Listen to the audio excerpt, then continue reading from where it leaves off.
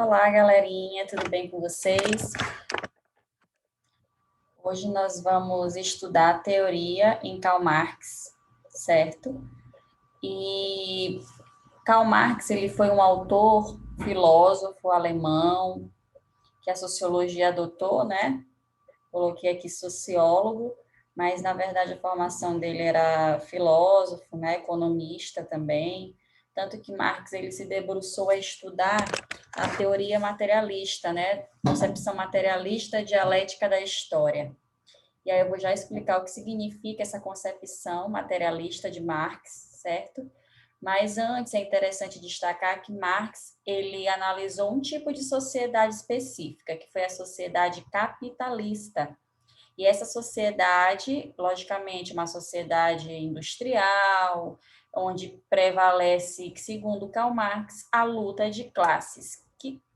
E aí você pode estar pesquisando mais sobre este autor em algumas obras dele, né, para entender melhor as suas teorias, que é o livro Manifesto Comunista, tá? E o livro Capital. E dando prosseguimento, Karl Marx, ele via o capitalismo, né, como um sistema que desvirtua o trabalho humano, promovendo as desigualdades e a exploração na sociedade. Por que que Marx afirmava isso? Porque, de acordo com Marx, na sociedade capitalista, o próprio capitalismo, ele se mantinha através da manutenção das desigualdades. Como? Através da luta de classes, né? Das classes sociais, que eram antagônicas, opostas. E aí nós temos a classe burguesa e o proletariado.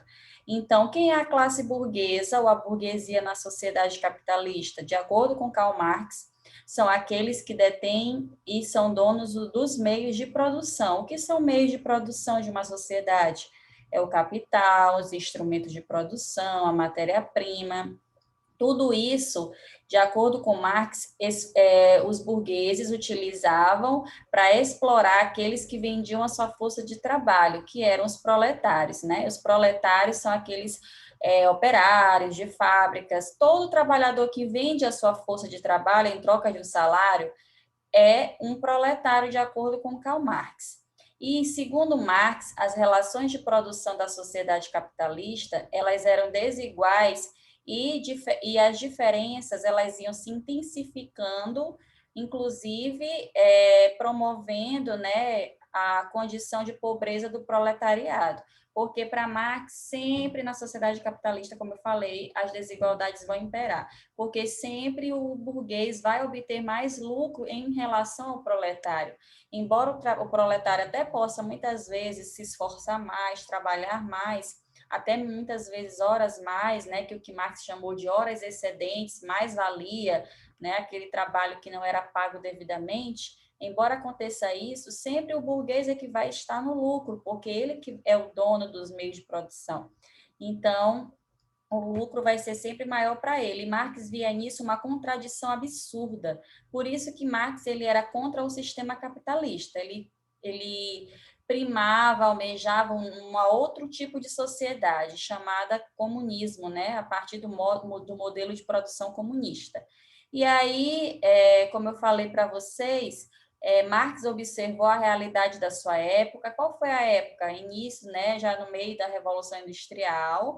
No entanto, sua análise pode ter uma relação com o nosso mundo atual, tá? As teorias marxistas, elas são bem presentes e atuais também hoje. Então, para você entender a teoria geral do Marx, você tem que entender também dois conceitos importantíssimos, que é a superestrutura e a infraestrutura. Quando falar em superestrutura, eu estou me referindo ao poder do Estado. Será que é só o Estado? Não, existem outras instituições. Então, as instituições sociais como um todos, elas fazem parte da superestrutura da sociedade, tá? Imagine uma pirâmide sendo uma sociedade, e nessa pirâmide eu tenho no topo a superestrutura e na base a infraestrutura, certo? Então, a infraestrutura, ela se movimenta e caminha a partir da superestrutura, não é o contrário, tá? Vou já explicar por quê. Então, a superestrutura são as ideias, concepções, ideologias das instituições sociais, inclusive do Estado, que é um exemplo, né?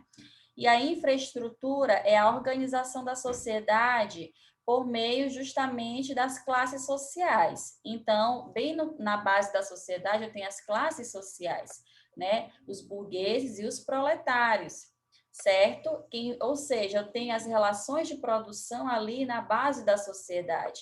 E essas relações de produção, que é o trabalho, a economia, todas as relações de trabalho e produção, que é a infraestrutura, elas vão caminhar de acordo com as ideologias, né, impostas a elas, que é a superestrutura, certo? E aí, Marx, ele tem outros conceitos, como eu falei lá no início, que é a mais-valia. Também, na sua teoria, nós temos o conceito do que vem a ser alienação.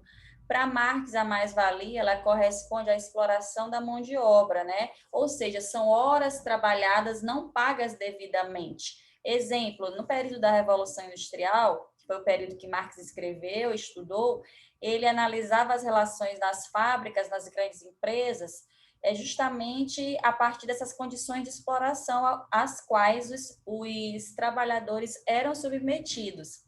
Ou seja, eles não tinham praticamente direito nenhum trabalhista, né? Hoje nós já temos esses direitos, apesar que ainda existe exploração do trabalho, inclusive trabalho escravo, tá? No próprio Brasil, mesmo que de uma forma bem diminuída em relação ao século XVIII e XIX. Então, horas não pagas devidamente, horas que o trabalhador desempenha, exerce ali no seu trabalho, e ali não é contabilizado no seu salário aquilo ali, horas que excederam o período de contrato de trabalho dele, né? E aí a alienação é justamente o que o Marx dizia que era o não conhecer, né? O que o proletário trabalhava muito, mas ele não conseguia enxergar a sua condição de exploração.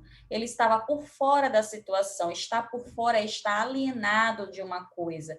Então, alienação é um termo utilizado por Karl Marx para descrever o quê? A falta de contato e o estranhamento que o trabalhador tinha com o produto que fabricava. Ele também não conhecia, o trabalhador não conhecia nada sobre o que ele montava ali na fábrica, o que ele produzia, ele não tinha esse conhecimento. O trabalho dele era unicamente braçal, de esforço físico. Existia uma divisão social do trabalho muito grande, em quem gerenciava, pensava o trabalho, pensava as relações econômicas como um todo da fábrica e quem executava o trabalho, tá? Certo? E os salários, observação aqui para vocês, os salários são do pagamento, né? São o pagamento da força de trabalho. Isso é salário, tá? Que o proletário vende em relação a um trabalho com o capitalista. Então, aqui para finalizar com vocês, Marx e a luta de classes. Marx ele foi um autor muito revolucionário, porque, como eu falei no início para vocês, ele queria a extinção total do sistema capitalista, desse modelo de sociedade.